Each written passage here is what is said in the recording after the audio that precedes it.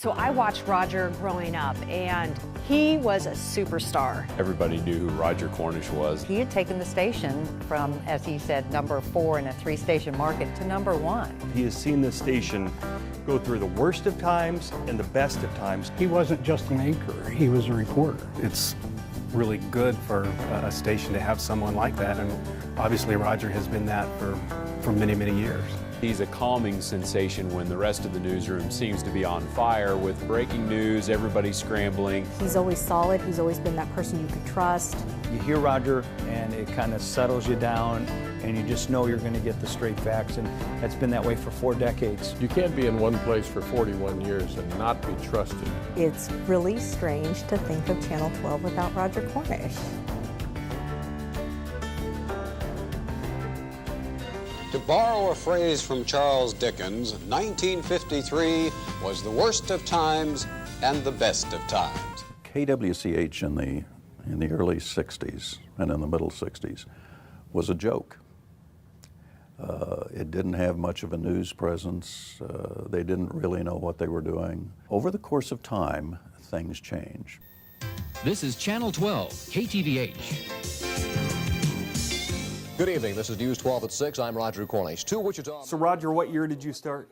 The first time, it was 1972 on the camera crew in Hutchinson, but that was a minimum wage job at the time, $1.60 an hour, 35 hours a week, so the take-home pay each 2 weeks was about $100. So this is over in Hutch, yes. And on the camera crew you did what? Just ran the camera, and we have robotic cameras now, just actually physically ran the camera and the audio board and so forth. Your dad worked for the station? Yes. The day the station went on the air in 1953, my dad was on the staff and worked there until 56. So you're part-time then. Do you keep that job? Do you go do for something else? About a year and a half. And then I went into some other stuff and realized that working construction and fixing typewriters was not going to be my future. Came into the news department at Channel 12 in December of '76. With no training. I had no idea what I was doing. Merrill is either trying out auditioning for a Gene Kelly movie or trying to give us an ominous warning about the weather. I'm glad I listened to myself yesterday. Roger and I almost worked together in Oklahoma City back in 1980. I was working for a television station, brand new on the air in Oklahoma City, and Roger came for an interview for a news job there. Well, it turns out he didn't take it. And a year and a half later, here I came. I'm going to discard this, excuse me. Channel 12 was not a successful place back then. People who call Rose Hill a dynamic little town have even more reason to do so these days. Besides, not a happy place to work. In ratings, it wasn't successful until we got local ownership out of Hayes, Ross Beach and Bob Schmidt. When they bought it, my dad said, hey, if Bob's involved, you're going to be okay. And they brought in Ron Bergamo. I almost said Ron Burgundy. Ron Bergamo to run the place. He hired Steve Ramsey as a great news director. KWCH obtained some really, really good management people. They worked quietly and silently behind the scenes, building up this station. And the story was, what I was told is that no one's safe because they wanted to broom everybody. But then Ron said, just doesn't feel right to me, and he kept me. Roger, how far your hair's right? They hired a little brown-haired girl named Susan to anchor with me. And Eyewitness News started in August of 1983. In order to do this, we must make a clean break from the past.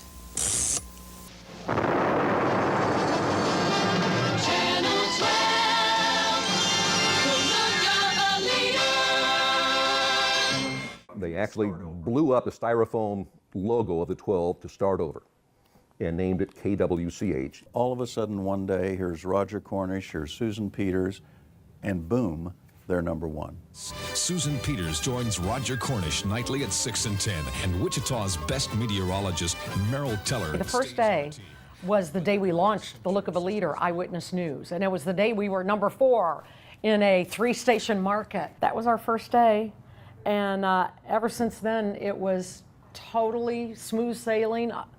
Apparently, Wichita liked us too, because we received several calls in the newsroom saying, we love your new look, we love your new people, we love you guys. You really are going to be the look of a leader. They deserved to be number 1. They were doing a great job. Roger and Sue went to all the local events. Thanks, Roger. They became part of the community, which to me was an absolute key point in their management way of doing things. is to become involved in the community. People see you care about the community, they're going to watch you at night. And Roger and Sue made that happen. You guys are clear. It was beautiful. That was nice. What do you think was the key to success in turning Channel 12 into what it is today? Just me personally. It starts at the top. Ownership, leadership. They invested money. They brought in great people. And that, I think, is an underrated gift for leaders. Hiring good people. We thought it's a flash in the pan. It'll only last a couple of years. When it's important in Wichita. We were so wrong, and they were so right. Our DMA household share is up 45%, making us the #1 newscast, while the other two stations' newscasts have stayed flat or decreased. KWCH TV, when everything depends on it. This is Eyewitness News at 6 in stereo with Roger Cornish and Susan Peters. And he'll tell you, I always looked in the mirror before I went on TV. He looked in the mirror a lot, and he would do this with his hair. And one day, I guess Susan is looking at the teleprompter, and it says, "Hi, I'm Roger Cornish." And Susan says, and this was live on the air, I'm Roger Cornish. I'm Susan Peters. I'm Roger Cornish. Up next in Eyewitness News, can you... There were literally times we were on the set. We'd come out from a commercial, and I could not quit laughing. Roger, I forgot your name. Everyone does it. It's Roger Cornish. I've only worked here 10 years. Could Don't you worry repeat about that, it. please? Roger Cornish. Gray Maroon News. What camera are we looking at? I was on the floor crew at the time, and we'd go to a commercial break, and after whatever story or whatever they were talking about, he'd sometimes make jokes about different things, and half the time she couldn't stop laughing because he's still cracking jokes. I'm sorry, Thane. I got this started, and there's no solution now. You have any oxygen for her? And he would go, "Well, here's Susan with her furball laugh again. Good night, folks." It'll be Furball City here in a second. They were just being normal people, and that's what I think people enjoyed so much about them. Roger! That time, that special time in the 80s in which Roger and Sue became a team, that was a game changer. She was there till 91 when she went to San Diego, and that's when we hired Cindy, of course. Now, the area's #1 rated 5 o'clock news. Good afternoon, I'm Cindy Close. Thanks for joining us. I'm sure he was really apprehensive because he'd had another partner for many years and they'd become #1. And here comes this stranger in. And I got to meet him when I came for an audition. And we hit it off right away. Okay, we still have the tornado. I came here a few weeks after the Andover tornado. So I think our first live coverage on air during a big event would have been the Hayesville tornado. Via Christi St. Francis talking about 30 to 40 patients. There were tornadoes in Oklahoma that night, and he was worried about his parents who lived down there. And the next thing we know, we were getting reports of the Hayesville tornado. And we were on the air for hours that night. Tornado victims in parts of Wichita, Hayesville, and in other areas of Kansas. And I think that's when you really learn about another person, is how they are under extreme circumstances like that and having to be live on the air. And every time Roger was the coolest head in the room. Good evening. President Bush tonight is the first to put a number on the casualties of what he calls an evil act of terror. We cover a lot of different stories, of course, in our jobs. Eyewitness News reporter Kim Wilhelm joins us from McConnell Air Force Base with the latest. And after maybe a particularly long day or a tough day, Roger will always send out an email to the entire staff thanking everybody for their work or comforting them. I've always been impressed with that. I think that's really neat. It means a ton to the reporters, to our photographers, to our digital team, and really shows that, he's a leader here. That's right, Roger. FAA grounded almost 22 flights right here in Wichita. It's scary when you come in. #1, this whole industry is kind of intimidating, and it's high pressure. There are deadlines, and Roger has a way of kind of keeping it in perspective for everyone. Roger has the ability to just kind of zone in and just take in what is being said currently, whether it's a live interview in the field, whether it's the meteorologist talking about severe weather approaching, and then can just bring it back to the viewers and keep us all, centered on this just simple focus of making it about the breaking news at that moment. The eyes of the nation have again been focused on Oklahoma City. Cindy Close joins us now from the bombing site. We had many other events, the Oklahoma City bombing, the Carr brothers case, BTK coverage, and tornadoes. Tuning in right now, expecting another show. Let's bring those people up to date on what we have had happen overnight in Greensburg, Kansas. Roger was always the steadying force in the newsroom for all those big events. So Cindy and I worked together for 25 years till she retired. Cindy, thank you for 25 years. It's been great. It's been an honor, and we salute you. To Cindy. I was so glad I had somebody like him to work with.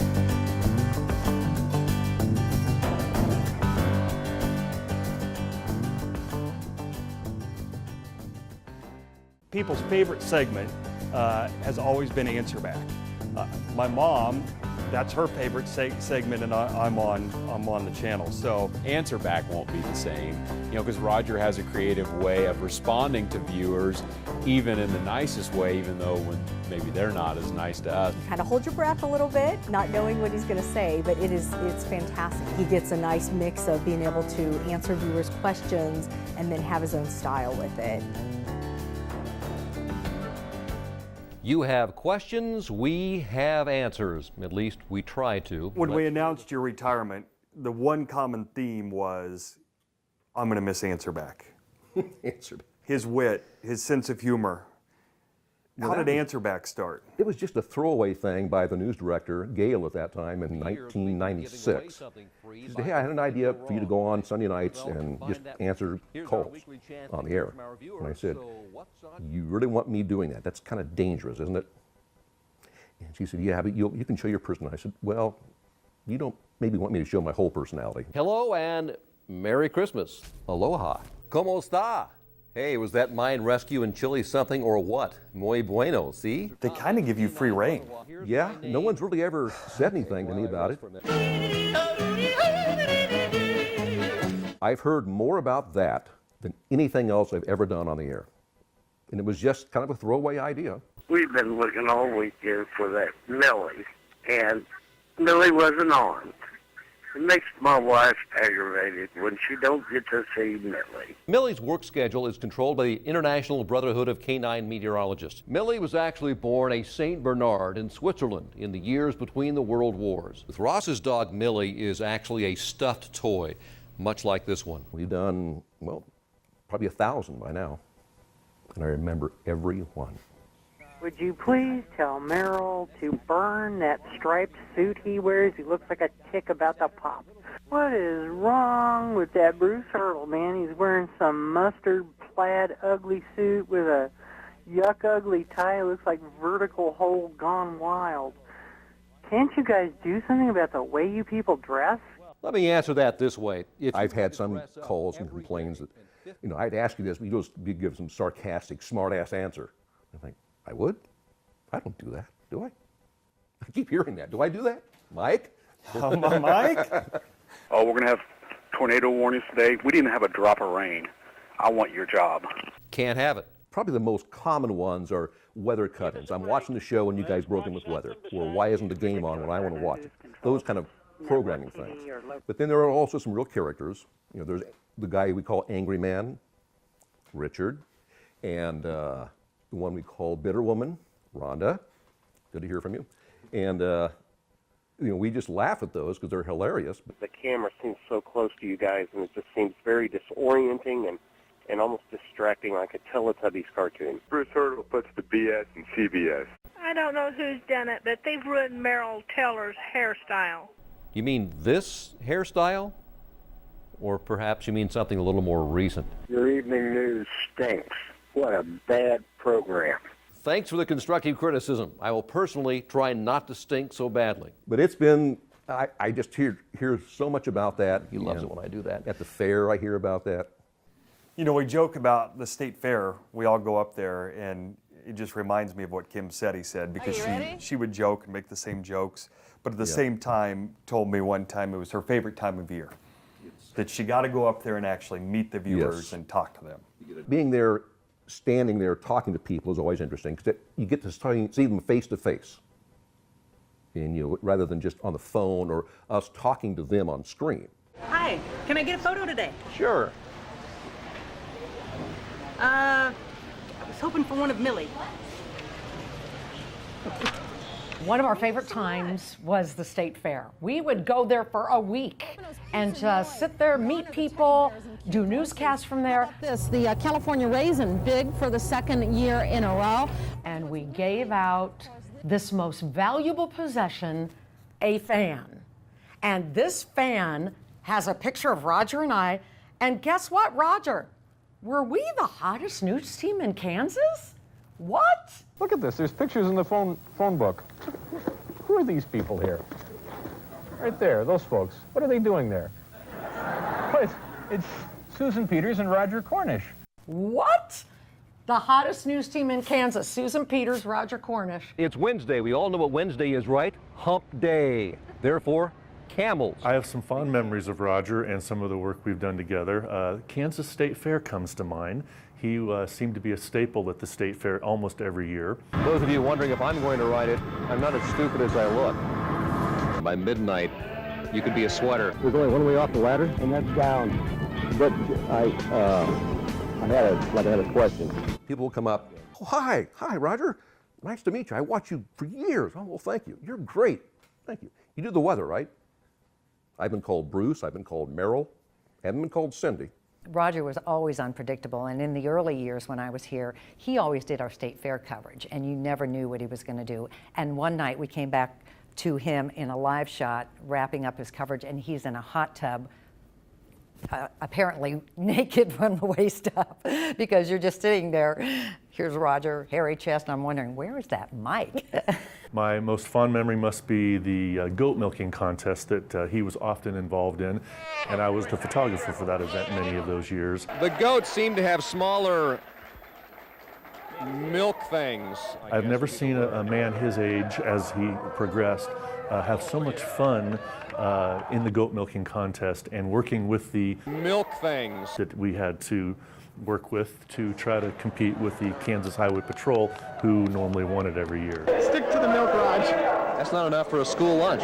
In search of better camel knowledge, Roger Cornish, KWCH 12 Eyewitness News.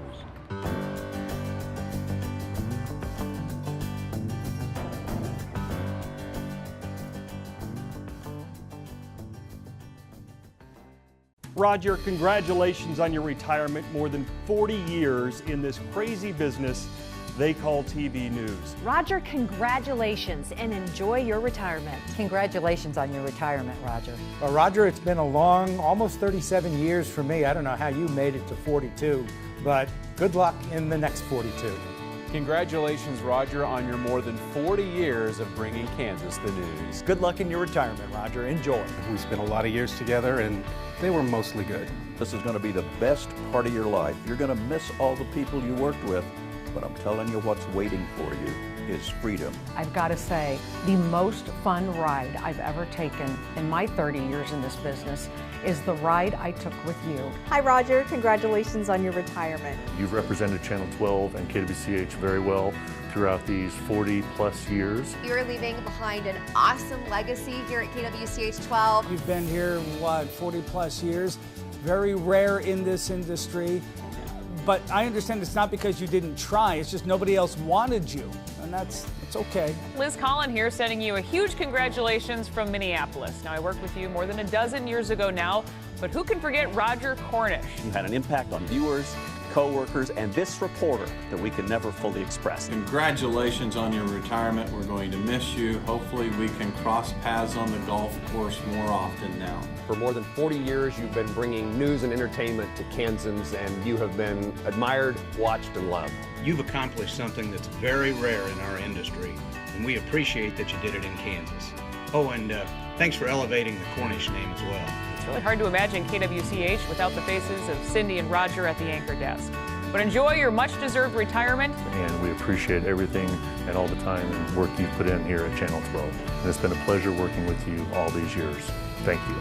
Again, congratulations. Hope you enjoy it. You sure will be missed.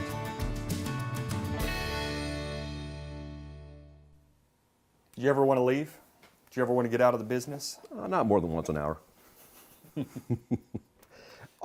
Well, the thing is, I have no education or discernible skill set. I mean, what else would I do? The priesthood is out. what does retirement look like for you guys then? What do you want to do? Because I know that's going to be the question people ask me from now until the end of time is, what's Roger doing in retirement? Well, you can find him on the golf course. No, I think we'd like to do some traveling and just, you know, lay low. We just want to hang out in our house and have our family over and just share the good times. What Roger will find that the most important thing that he will remember over the 41 years are the friends he made along the way. The day after I met the person that I ended up marrying, I came back and I told him, I said, I met the person I'm going to marry last night. A few months later, he stood up as the best man at our wedding, which was really nice, though Roger always says that he's the best man at any wedding. So. Roger likes to downplay his role in the newsroom. He makes jokes about being the one that fills the printer, which he actually does fill the printer and gets the scripts printed. And I don't want to say he was the father of the newsroom, but he was always just this steadying influence. He definitely reminds us all that, you know, even when we don't have the most polished newscasts, we get to come back the next day and do it all over again. Dee Dee looks a little tired out there, doesn't she? We do live TV, we do like 50 hours a week, and things go wrong all the time. Good evening, everyone. No, the problem is not with your set. We're having some trouble with our lights. And he's always really good in reminding you that, guess what, we get to do it all over again tomorrow. Forget about today's show, forget about that mistake you made or that technical problem that we had. People will forget about it tomorrow, and we got a job to do. What do you miss the most? What will you miss the most? 2 words, direct deposit. Now, the best thing about being in this business is working with creative, smart, funny people, and I'll miss that. The only deadline Roger's going to have from now on is making his tea time. It's really strange to think of Channel 12 without Roger Cornish. When people look at Channel 12, they automatically identify Channel 12 and Roger. It's going to be really hard to imagine him not in the newsroom. He, his son Chad, they introduced me to my husband as part of a blind date. Those friends stick with you. Those are what you treasure, not the awards. It's the friends you make along the way, and Roger's made a million of them. It's interesting, when Roger told me that he was going to be leaving, I had the thought that why back in the day had we not started something that used to happen? Gentlemen would get together and have a bottle of wine for the last man standing. And if we had only done that, I would have been the winner. Eventually, everything you see on the air will change. That's just the nature of the business, and it's the nature of life.